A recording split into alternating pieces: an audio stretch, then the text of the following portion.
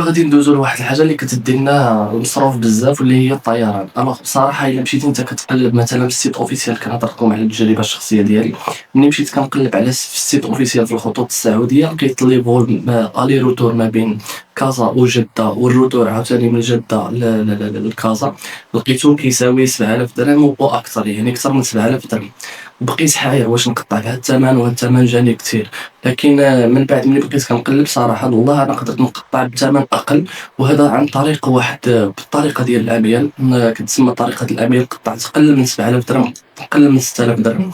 تعاملت مع واحد الشخص الله يعمرها دار، كان كيوفر تذاكر بالطريقة ديال الأميال ونفس الخطوط، يعني بخط مباشر شنو ما بغيتي مع الخطوط السعودية. 23 كيلو، جوج ديال 23 كيلو وحقيبة ديال 7 كطلع معاك للفوق معاك في الطيارة. يعني نفس الطيارة اللي لقيتو بثمن بأكثر من 7000 درهم، حاولت نوقعو أنا بثمن قليل بهاد طريقة الأميال مع واحد السيد اللي ثقة.